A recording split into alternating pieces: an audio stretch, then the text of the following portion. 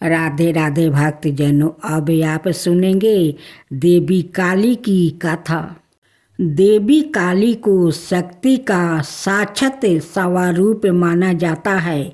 माता रानी अपने भक्तों पर दया दृष्टि रखती है, लेकिन दुष्ट और दुराचारियों पर विध्वंस भी करती है। महिषासुर अति बलशाली दैत्य था, जिसका संहार देवता भी नहीं कर सके। इसलिए देवी काली का जन्म हुआ। धार्मिक ग्रंथों में माँ काली के जन्म यह अवतार को लेकर कई मत है, लेकिन सबर मनाए मत यही है कि माँ काली का अवतार दैत्यों के संहार के लिए हुआ था। नवरात्रि में हम नौ दुर्गा यानी माँ दुर्गा के 9 अवतारों की पूजा करते हैं, लेकिन जब दैत्यों के संहार के लिए माँ काली का जन्म हो चुका था, तो फिर क्यों माँ दुर्गा को कई अवतार लेने पड़े? आइए जानते हैं इसके बारे में। काली माँ की कहानी छठी सातवीं के देवी महात्म्य के प्रथम अध्याय में काली को महाकाली के रूप में दर्शाया गया है। ओ भगवान विष्णु के सोते हुए शरीर से देवी योग निद्रा के रूप में पैदा हुई, ताकि ब्रह्मा और दुनिया को 2 राक्षसों मुद और कदब से बचने के लिए उन्हें जगाया जा सके। एक बार जब विष्णु जागे तो उन्होंने उन राक्षसों के खिलाफ एक लंबा युद्ध शुरू किया, लेकिन वो अभी भी पराजित थे और अपनी सफलता पर गर्व कर रहे थे। यह देखकर महाकाली ने महामाया का रूप धारण किया और दोनों राक्षसों को मंत्रमुग्ध करने के लिए चली गई। जब वो महामाया से विचलित हुए तो विष्णु ने उन्हें तुरंत मार डाला। बाद के अध्यायों में चंड और मुंड 2 राक्षस थे, जो देवी दुर्गा पर हमला करते थे। दुर्गा इतनी उग्रता से जवाब देती है कि काली उसके माथे से निकलती है और उन दोनों को मार देती है।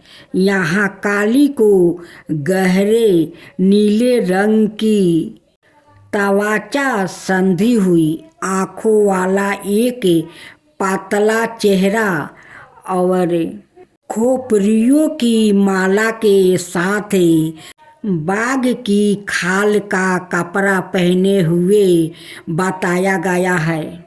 बाद में उसी युद्ध में राक्षस से रक्त बीज, जिसके सेनापति चंड और मुंड थे, युद्ध में काली का सामना करते हैं।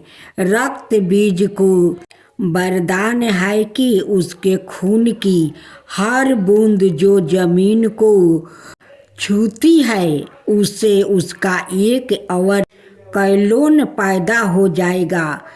चौकी दुर्गा रक्त बीज को उसके अनगिनत कैलोनों के साथ हारने में असमर्थ है। काली उसके शरीर से उसका खून चूस लेती है और उसे हराने के लिए उसके कैलोनों को खा जाती है। रक्त बीज और दारुका दोनों मामलों में काली को दुश्मनों को हराने के बाद रक्त पिपासु के नसों में चूर बताया गया है और रक्त पिपासु की उसकी लालसा नियंत्रण से बाहर हो जाती है। शिव को फर्श पर शांत होकर हस्तक्षेप करना पड़ता है। जब काली क्रोध में आगे बढ़ रही होती है तो वो गलती से शिव पर पैर रख देती है और उसकी जीभ बाहर निकल जाती है। वो तुरंत शांत हो जाती है और फिर से दुर्गा पार्वती में विलीन हो जाती है।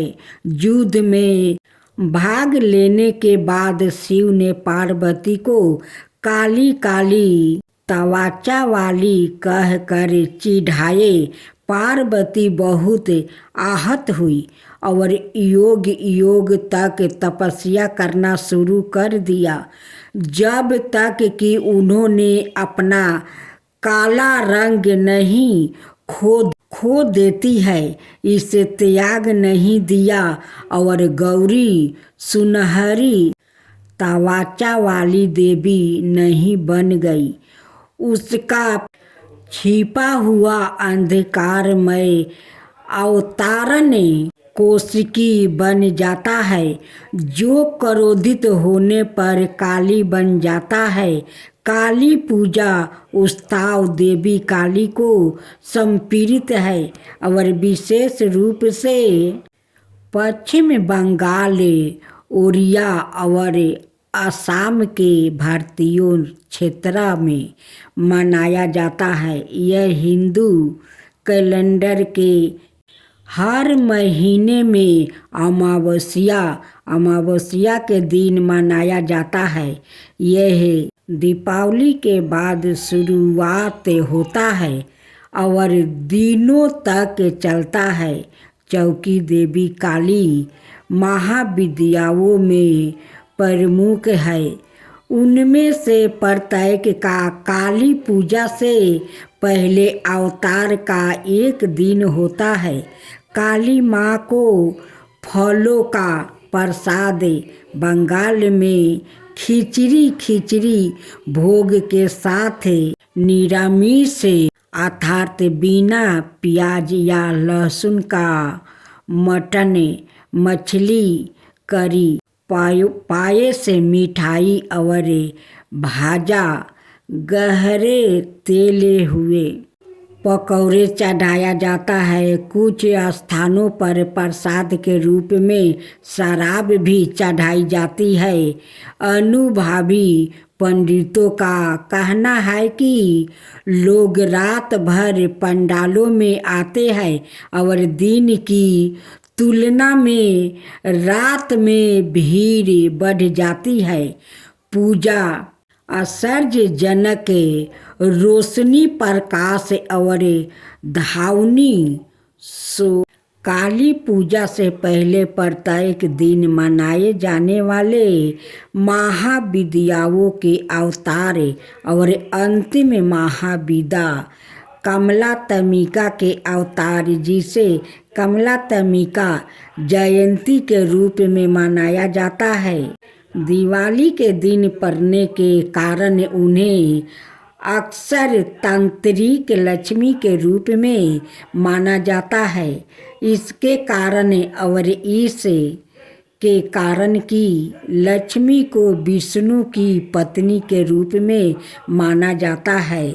उसके बाद इसे लाल गुलहल के फूलों और गुलहल की माला से सजाया जाता है, जो उनका पसंदीदा फूल माना जाता है। फिर काली पूजा पंडालों में काली मंत्रों और भजनों की मदद से की जाती है। उनकी प्रार्थना की जाती है और उनकी दिव्यता का आहन किया जाता है। यदि पूजा घर पर आयोजित की जा रही है तो मंदिर काली पूजा की पूजा सेवा प्रदान करता है, जहां भक्त की ओर से पूजा आयोजित की जाती है।